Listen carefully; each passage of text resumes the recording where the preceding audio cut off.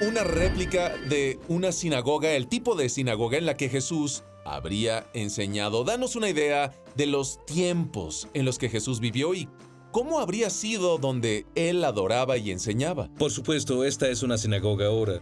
Y no es una mega iglesia. Podrían sentarse 70 personas. Todos se conocían y vivían en la misma aldea. ¿Sabes? Como en Lucas 4, donde Jesús lee la Torá y se sienta y dice: la ley se cumplió en esto. Y dijeron: ¿qué? ¿No es hijo del carpintero? Y Ryan, puedes imaginarlos sentados, muy solemnes y muy sobrios, adorando, leían las escrituras, y Jesús se para ahí, en el podio, ante un escritorio muy similar a este. Queremos quitar la cuarta pared y ponerte en la escena para que entres al contexto estando aquí. Que cuando entres al Museo de la Biblia y compares el estar aquí con estar en tu casa a leer las escrituras, dirás: así se sintió. Cobra vida, Ryan, Así ¿sabes? es. Estamos regresando 2000 años cuando entramos a este cuarto. Por supuesto, es increíble. Es algo increíble. Háblanos de la visión que tuviste para el museo. Cuando edificabas una réplica como esta, ¿cuál era tu visión? ¿Querías romper esa cuarta pared y llevarla a las personas? Por supuesto, el contexto de la Biblia es muy importante. Este piso se llama la trama. Nos habla de qué es la Biblia. Pasamos por el descubrimiento de la Biblia hebrea y el teatro del Nuevo Testamento, pero la tercera parte es el mundo de Jesús de Nazaret. Entramos a diferentes escenas como un migbe y una casa y hablamos de las parábolas y entramos a una prensa de olivos y vemos el molino. Vemos una vista de Galilea. Cosas diferentes nos llevan a la escena para que se entienda el contexto.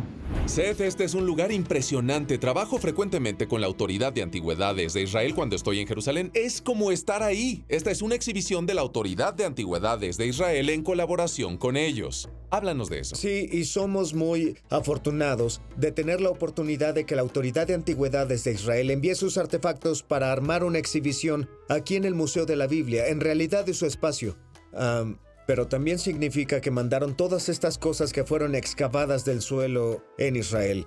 El tipo de precisión de los objetos es fantástica. Lo que digo es que puedes ver muy de cerca estos objetos y ver esta riqueza, ver los objetos que están esculpidos. Sí. Cuando lees el libro de Josué, Jueces y otros, ves el conflicto de cuando las personas van a otra tierra, no adoptan sus prácticas, y cuando vives con personas como lo hacemos hoy en la cultura, hay influencias culturales presionándote y debes decidir que tiene conflicto con mi fe o religión. Claro. Los israelíes estaban haciendo lo mismo y podemos ver la alfarería del suelo, aquí en este ejemplo, donde tenemos metal con el que se formó una serpiente. Tenemos palmeras, puedes ver en la alfarería, y las palmeras eran un símbolo de fertilidad. Se ve que aún incluso los cananeos, sus prácticas de llamar a los dioses, la diosa de la fertilidad. Sí, claro. Puedes ver cómo eso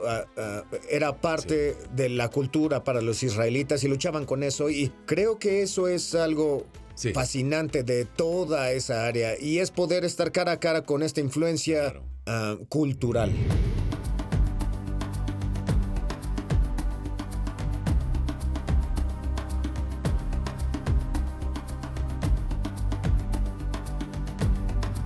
Seth, nos mostraste la antigua cultura cananea y pienso en los enemigos de Israel. El primero en la lista, tal vez en el Antiguo Testamento, eran los filisteos. Tenemos exhibiciones filisteas también y eso es fascinante. Háblanos de eso. Lo que vemos es definitivamente esa tensión entre los dioses de los filisteos. Sí. Y en esta exhibición tenemos una linda muestra que la Autoridad de Antigüedades de Israel trajo con algunos de los objetos que se usaban en sus prácticas con los dioses, al igual que algunas prácticas importantes usadas desde las civilizaciones cananeas. Esto es más general que solo los filisteos que vienen después. Seth, como mencionaste, qué tensión, porque Israel adoraba al único Dios, el de Abraham, Isaac y Jacob, y literalmente estaban rodeados por paganos, por todos lados, ya fueran los filisteos, los edomitas. Vaya, hablando de presión de ser fiel al único Dios. Sí, y esas diversas influencias a través de toda su área van a influenciar incluso su ideología para averiguar qué es la lealtad. Tenemos otros altares aquí, como se lee en el libro de Reyes, y todo ese periodo después del reino dividido, hay una lucha de allá para acá. ¿Sabes? Un rey es fiel, derriba los altares, otro rey hace lo malo a los ojos de Dios.